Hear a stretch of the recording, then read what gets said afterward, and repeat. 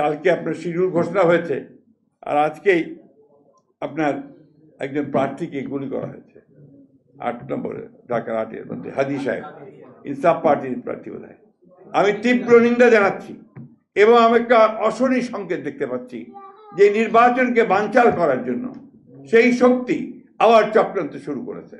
কিছুদিন আগে দেখেছেন যে আপনার চট্টগ্রামে এরশাদুল্লাহ সাহেব আমাদের একজন ক্যান্ডিডেটকে গুলি করেছিল। আজকে দেখুন আবার ইনসাফ পার্টির একজন ক্যান্ডিডেটকে গুলি করা হয়েছে। আমরা এর তীব্র নিন্দা জানাচ্ছি এবং অবিলম্বে প্রকৃত দোষীকে খুঁজে বের করে নিয়ে আইনের আওতায় আনার জন্য দাবি জানাচ্ছি। এবং এই সরকারকে, তত্ত্বাবধায়ক সরকারকে অথবা আপনার কেয়ারটেকার সরকারকে আমি আহ্বান জানাচ্ছি যে অবিলম্বে সকল প্রার্থীর নিরাপত্তা নিশ্চিত করুন এবং এই নির্বাচনকে যেন করে সম্পূর্ণভাবে সন্ত্রাস মুক্ত হয় তার জন্য ব্যবস্থা গ্রহণ করুন। ইতিমধ্যেই আপনার আমাদের পার্টির চেয়ারপারসন, অ্যাক্টিং চেয়ারম্যান, তিনি আগামীকাল এই ঘটনার প্রতিবাদে সারা দেশে বিক্ষোভের আহ্বান করেছেন। আমরা এটাকে মনে করি যে এটা একটা চক্রান্তের অংশ, এটাকে এখনই বন্ধ করার জন্য প্রয়োজনীয় ব্যবস্থা গ্রহণ করার জন্য আহ্বান জানাচ্ছি। নতুন এবং ফিরে আসা গ্রাহকদের জন্য নগদে চলছে ক্যাশব্যাক সহ প্রতিদিন হাজারো উপহার জেতার সুযোগ। হবে আশা আর ফেরা, সারপ্রাইজ সেরা। আমরা সংগ্রাম করছি, লড়াই করছি গণতন্ত্র প্রতিষ্ঠার জন্য। 15 বছর একসাথে লড়াই করেছি, 16 বছর আমরা একসাথেই এখানে গণতন্ত্র প্রতিষ্ঠার সংগ্রাম করছি ইনশাআল্লাহ করব।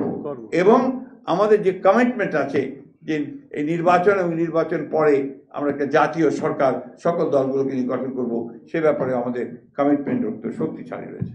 আমরা বিশ্বাস করি বাংলাদেশের মানুষ গণতন্ত্রের পক্ষের শক্তিকেই তারা রায় দেবে। বাংলাদেশের মানুষ নিশ্চয়ই লিবারেল ডেমোক্রেসির পক্ষেই তাদের রায় দেবে। এখানে আমরা মনে করি যে সেই উগ্রতার কোনো স্থান নেই, উগ্রতার স্থান থাকবে না। মৌলানা ভাসানী সম্পর্কে আমাদেরকে বুঝতে হবে, জানতে হবে, লেখাপড়া করতে হবে। ইনি একটা অদ্ভুত ঘটনা, একজন আপনার মাদ্রাসা শিক্ষায় শিক্ষিত মানুষ, আপাদমস্তক একেবারে আধুনিক মানুষ, অদ্ভুত কাণ্ড। এদিকে লুঙ্গি, পাঞ্জাবি, মাথায় এই টুপি, হ্যাঁ, কিন্তু আপনার মনে হতো যে অদ্ভুত ধরনের একটা মানুষ, যিনি এক সত্যিকার অর্থেই যাকে আপনার শ্রদ্ধা করা যায়, সম্মান করা যায়।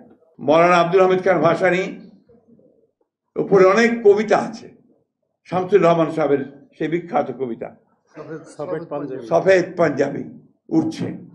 তো এগুলো আপনার একটা মানুষের জীবনে একটা জীবনে এত অর্জন, এটা ভাবা যায় না একটা সমস্ত মানুষের মধ্যে তার হিসাবে। আমি মৌলানা ভাসানীর প্রতি আবারও শ্রদ্ধা জানাচ্ছি।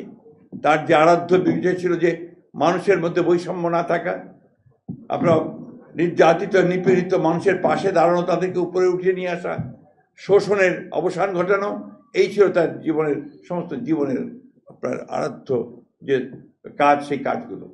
আমি তার প্রতি আবারও শ্রদ্ধা জানাচ্ছি। আমাদের রাজনৈতিক দলগুলোর নেতা কর্মীদের প্রতি আহ্বান জানাবো যে সবাই মৌলানা ভাসানীকে পড়ুন, জানুন, তাহলেই আমরা তার প্রতি সত্যিকার অর্থে শ্রদ্ধা জানাতে পারবো।